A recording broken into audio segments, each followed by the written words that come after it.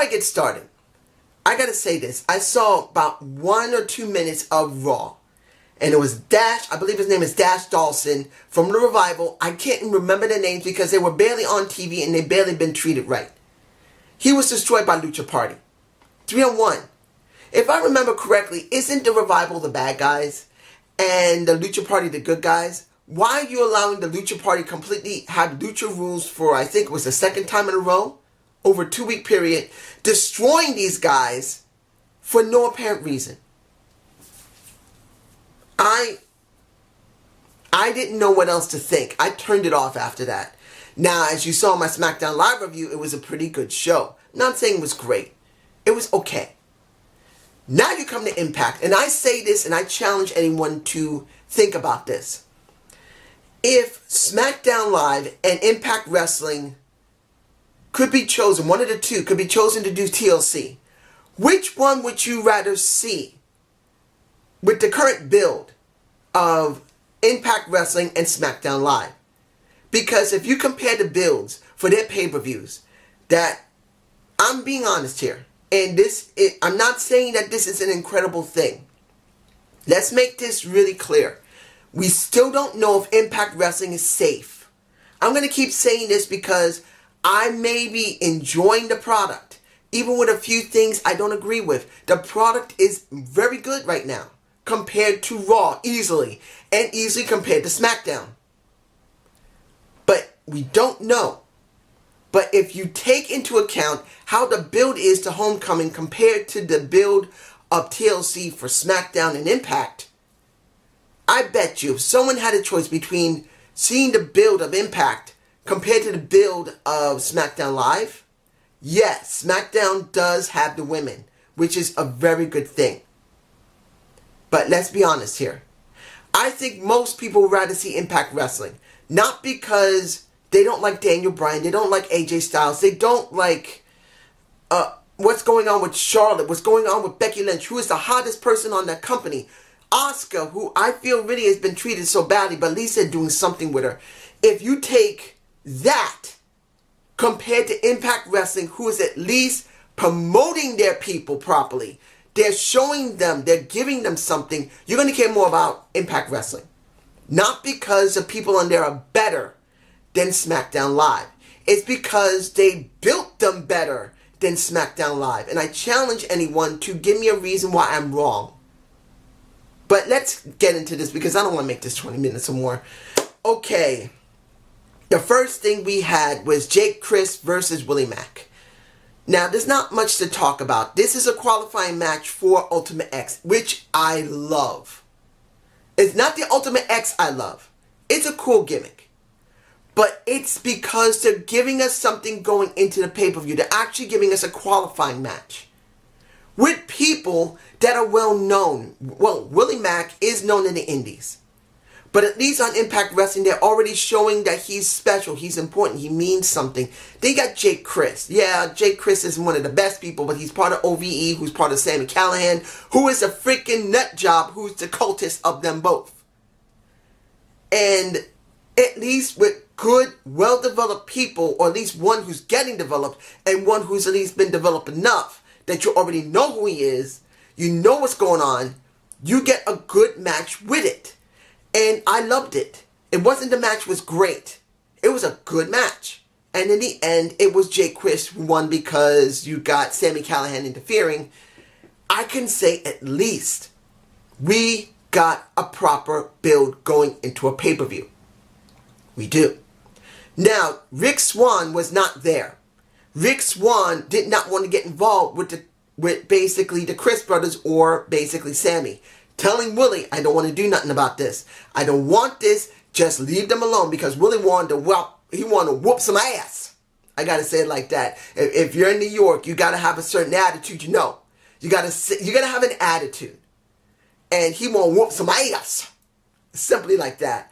But it's Rick that's saying, no, I don't want it.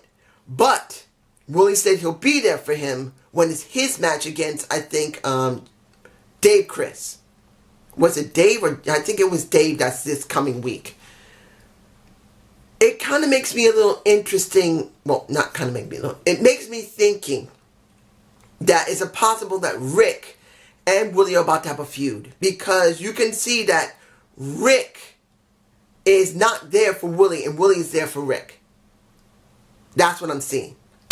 Now, Allie versus Benro. What is it? Benro? I believe that's her name. I can't remember. Heather Benro. I'm bad with names if I haven't seen them much. I'm just beginning to see this woman, so she has ability. She is interesting from the last time I saw her. And essentially, Allie destroyed her. This is the thing for me when it comes to Allie. I'm going to make this as brief as possible. These 8 months, Allie, as a face, sucked as a wrestler. I don't know what it is with the actual woman behind Allie, the character, but if you hadn't noticed, her ring work has been god-awful. I don't say God often, I say the Great Spirit, but it is the best word to say in this situation because she has been so bad.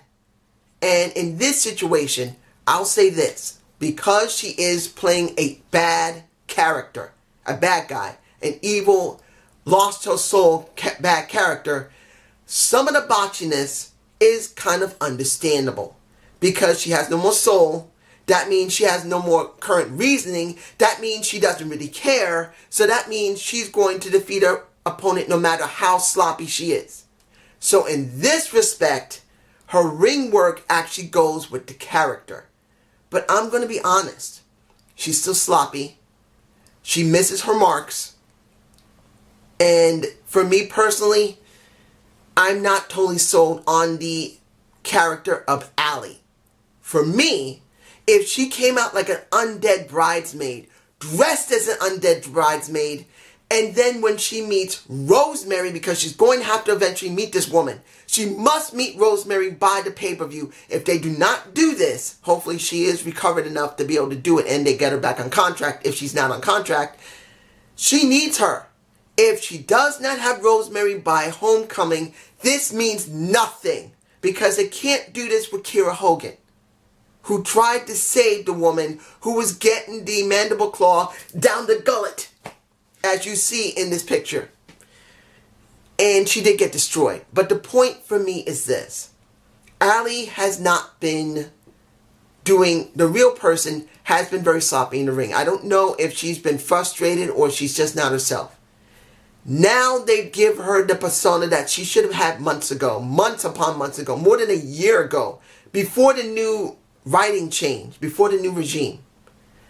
And it's not bad. But I do believe they're jumping the gun having Allie dressed as she is now. She should have been an undead bridesmaid. Then transition, just like what happened when we had Bound for Glory.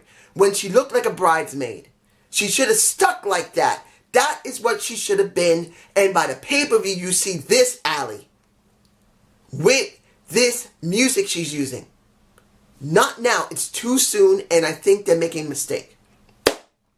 Let's go to the Rascals with Scarlett Bordeaux. Now, supposedly, she's interested in them, and I only got one picture of one guy. You can see him right there, and then you see Scarlett, the gorgeous, lovely lady. I don't know how to feel about having her with the Rascals. It seems a little too predictable. And I think it's due to the fact because we barely seen the Rascals. If this was about 3 or 4 months in on the Rascals and they're doing something interesting, or if they're losing because they're smoking pot, then it would make sense with Scarlett Bordeaux saying, I can make you great. I see potential. And then they rise with her. As it stands, they only have maybe one match. Yeah, they only have one match. And it doesn't feel like it's right that they're getting possible Scarlett Bordeaux so soon. That's just me. Matt Sydal versus Ethan Page. A very good match. Now, the third eye bit. In this situation, I thought Matt Sydal was going to make Ethan lay on the floor like he got the finger point of doom. And laid on the floor and he let him pin him. And I think maybe that might have been the wisest thing to do. I know it sounds cheesy. I know you'll say, no, Ethan Page needed to fight Matt Sydal. They're having an ideal. I understand that. But when it comes to Matt Sydal, he's more than that. Right now, Matt Sydal is supposed to be almost like a heel. He wants the freaking championship back now that Brian Cage is dropping it at the pay-per-view. So he needed to get into that match to make some sense out of this. But Ethan Page won it. So what does that mean for Matt Sydal, who months ago was supposed to be something special, and now he's going to be a sidekick? That's the way it feels like for me. And I don't know if that's the wisest thing to do. He should have won that match. In fact, he should have won that match by manipulating Ethan Page, by making him do the finger poke of doom. Poke, hits the floor, and that's it. Because he has gotten in his head. Almost got myself in the eye. But you get my point. That's what should be going on. Now, Katarina. Ooh. Katarina's pissed. And she brings out a woman named Ruby Race, saying about Jordy Grace, you think you're better than me? I'll give it to you like this. By trying to bring Guido and, what was the guy's name? John Henry into it. It kind of makes sense because she supposedly manipulated them to a certain extent, but then did not, because it was the guy who destroyed them more than her. Because if the guy was there, I don't remember the guy's name, Killer Clown I think his name was. If he was still here in Impact Wrestling, not in AAA, then it would make sense that she manipulated them and got rid of them. But because she just got the guy to help her, it just doesn't mean anything if she's not with him. But now, you got a very thick, no disrespect to anyone who's big bone or have a lot of muscle, when it comes to Ruby Race. I'm not saying she's fat. I'm just saying a really solid woman, like Jordy Grace is a solid woman. Something is good to see in wrestling. Solid, really solid women, not just slender with big boobs and a nice butt and a pretty face. Sometimes you need to have a nice balance. Skinny women, voluptuous women, thick women, solid women, women that are like bodybuilders. Like, not bodybuilders, but like powerlifters, like with men. Men powerlifters are just thick. And seeing another woman that's like Jordy Grace, a solid woman, that I don't know if she's going to be on the roster. I hope she is. If this is just promoting her for the pay-per-view and then we never see her again, it kind of sucks. But that's the way they're working it with it right now. Eli Drake now is going to have a match at the Monsters Ball at the pay-per-view. He ain't happy about it. But in this situation, it makes sense. I'm alright with it if it leads him to a championship. I don't want to see Abyss to shine more than Eli Drake. Not saying Abyss can't shine. I'm just saying that Eli Drake needs to shine. He should be in the main title scene. He's that good. And I'm not saying Abyss shouldn't be doing things as he always does. But if Abyss is going to be kind of like The Undertaker, that he comes out once in a while and does a special match, it's understandable in this respect. But Eli's got to be put over. That's just me.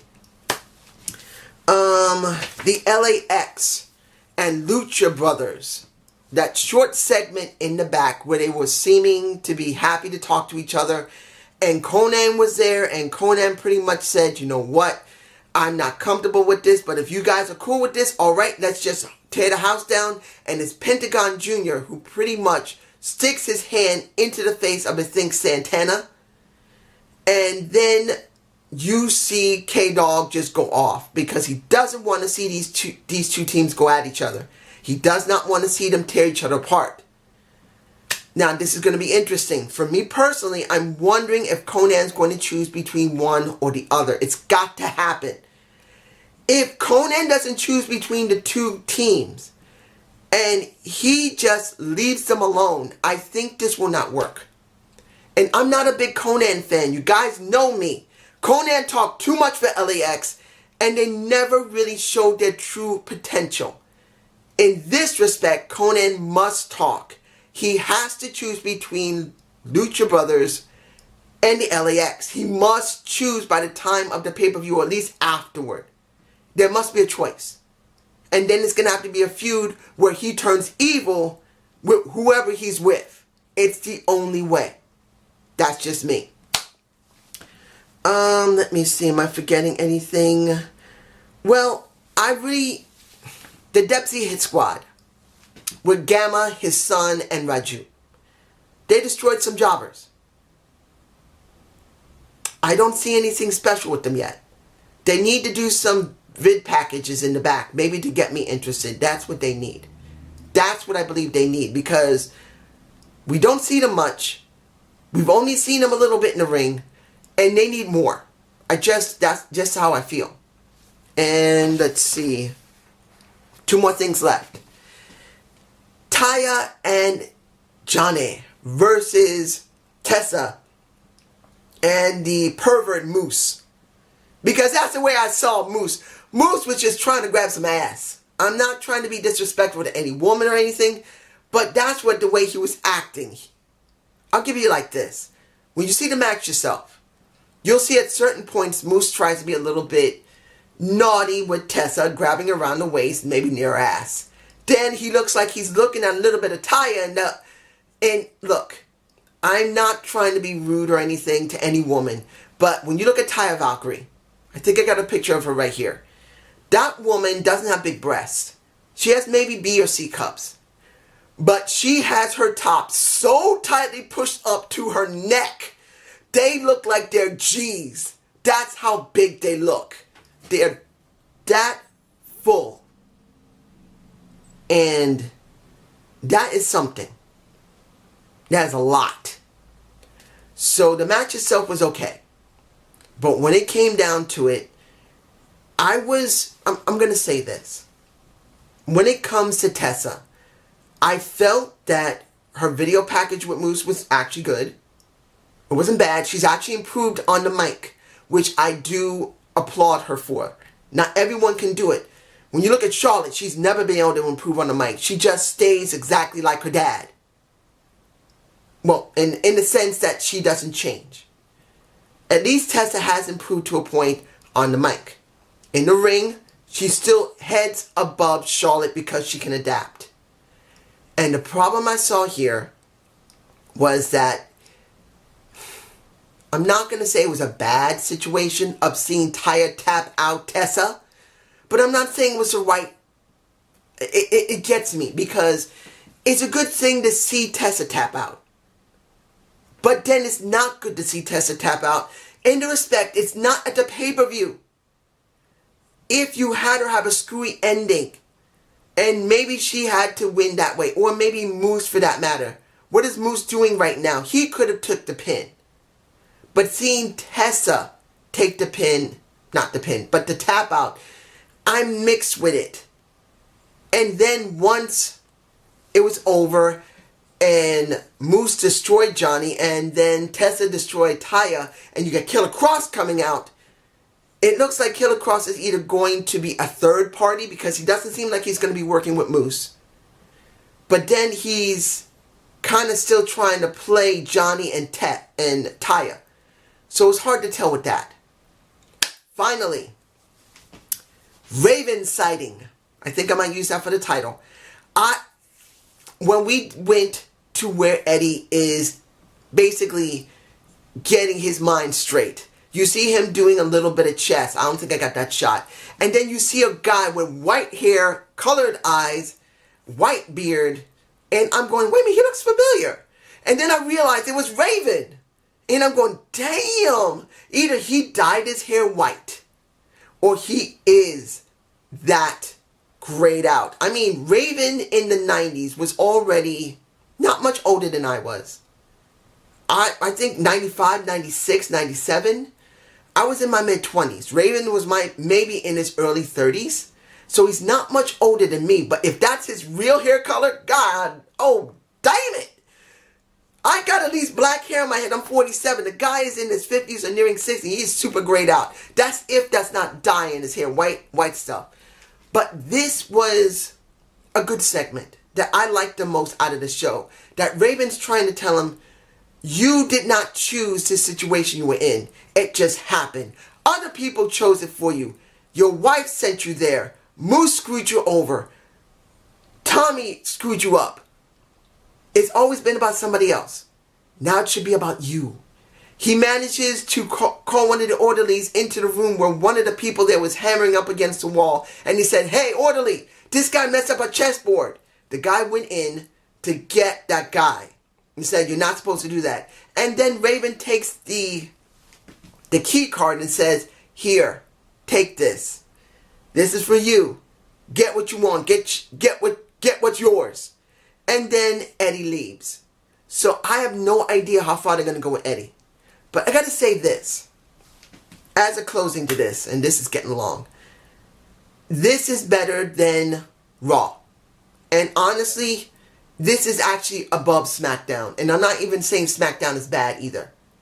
This is way better than Raw and better than SmackDown. For the simple fact that at least the ones who are in charge are writing properly for most to almost near all of their people. Giving them something. I can appreciate that, and so could you. Have a good day. Have a good night. Peace!